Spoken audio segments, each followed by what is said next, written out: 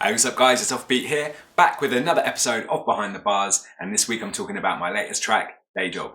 So as always, I've been really touched by the support that this track's had. There have been some great comments, so I'm going to flash up a couple on the screen right now. I also want to say a massive thank you for all the support and encouragement I've had since posting the video announcing that I quit my job earlier this week. I've been really overwhelmed actually by the number of messages, Patreon sign-ups, merch orders and stuff that you guys have put through.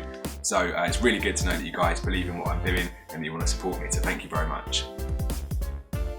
So this song is called Day Job, and it's the story of me quitting my day job back in 2012 to go and start my own business. So obviously things have changed since then, and I've actually now left that business as well. So at first the track might seem a little bit redundant, but the message of the track is that if you're not happy in what you're doing, quit it and go and do something that you are more passionate about. And that's exactly what I'm trying to do with my music. So if anything, I think the sentiment is more relevant now than ever.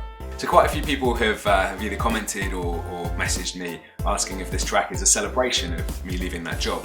And the answer is not intentionally. I actually wrote this song well over a year ago, and at the time it was just purely about leaving my day job and starting my business. So I had no idea that this was going to all happen like a year later. But having worked on this track recently, recording it and working on the beat with Callum, and just listening to the lyrics over and over, that's almost certainly had an influence on my thinking. And, you know, my life influences my music, and my music influences my life. So I think probably working on the track and thinking about that has almost certainly been a contributing factor in making this decision. So before I started my own business, I did have a string of really crappy day jobs, and like a lot of my tunes, the first verse is an amalgamation of a bunch of different experiences. But I've worked in warehouses, call centres, offices, you name it, and I've been fired from pretty much all of them. So at the time I really wanted to be a graphic designer, and I went to uni for like one term, didn't get on with that, and that's a whole other story and probably a whole other song. But I ended up teaching myself in my spare time. So I built up my portfolio enough to the point where I could go knocking on doors, and eventually got a job. And it was cool for a bit, but like I still wanted the freedom and the independence of working for myself. So in 2012, me and my mate Jamie decided to set up our own thing. So the intention of this song is twofold really. Like I wanted to share my story and my journey of starting a business, because I think it's an interesting one and one that people might be interested in hearing. But also I wanted to inspire people.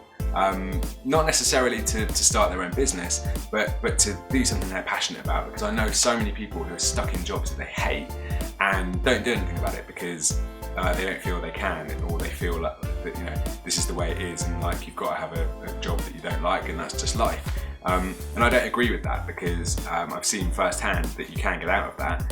And companies and bosses want you to think that. Like we've been conditioned into thinking that way because companies need people to feel like that in order for it to work. But it doesn't have to be that way. Like you can teach yourself new skills, and it might take a bit of extra time learning this stuff in your spare time, but it's worth it surely. Like that's that short-term sacrifice to be able to do something that you love, versus working the next 40 years doing something that you hate. And also, while I say that I don't think everyone should go out and start a business, like I don't think you should do that if you don't want to. But if you do want to do that, it's easier now than ever before. Like the internet's made it so much more possible to reach people all over the world, and there's so many free resources and so much information and tutorials and support and stuff online that like it might seem scary to take that leap, but it is doable, and you don't have to work that 9 to 5 like drudgery lifestyle anymore if you don't want to. So this is a bit of a tricky one because it's quite a long song, so there are different bits that I like for different reasons. But the bits that particularly stand out for me are the ones where anyone who's been through the same thing will kind of like hopefully nod along to and be like, yeah, I get that. So like the bit about yeah, I ate your stupid biscuits, what are you gonna do about it? Like anyone that's worked in an office hopefully will be able to relate to that, and that like stupid culture of like office politics and people getting petty and writing their names on stuff. And similarly the cold calling bit with the receptionist, like can you call back tomorrow? That's what you said yesterday. Anyone that's done telesales hopefully again will be able to relate to that and know that feeling of calling and being told to call back and it just being like a constant cycle. So the other lines that I particularly like are in the fourth verse because they're lessons that I learned and that were particularly kind of profound for me. So the first one is Don't do any work without protection in place. A contract is like a condom, so please play it safe. And I remember when I started the business being a bit nervous, to be honest, about asking clients to sign contracts because I thought I might come across like rude or like I didn't trust them. But the reality is that anyone in business, unless they've got something to hide, should be perfectly comfortable signing a contract. So you've only got to get burnt once to learn that lesson, which we did. And the reason that I kind of liken it to a condom is because that's another situation where you might be pressured into not using protection, but you'd be very foolish not to do so with a stranger. So the other bit that I particularly like is the bit about clients that goes, The small ones will cause the most trouble you find, because they pay the least money and take up the most time. and that for me is probably the most standout lyric because that was one of the lessons that I remember learning.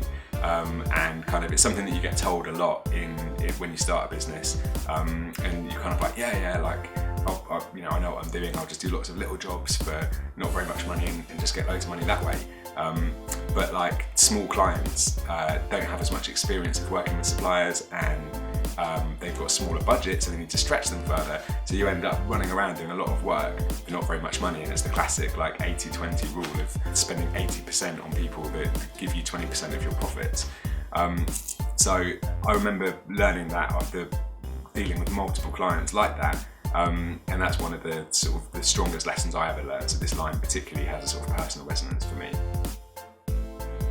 So that's it for this week's episode of Behind the Bars. Hope you guys enjoyed it. There's a lot more I could say about the song and about my sort of current situation, but I'll leave it there for now because it's quite a long one already. If you've enjoyed it, please leave a comment below, let me know what you think, and hit subscribe if you haven't already. And if you want to support me, you can check out my Patreon. It's patreon.com/IamOffbeat. And you can also check out my merch store on my website, iamoffbeat.com/merch. And thanks very much for watching, and I'll catch you guys soon. Cheers.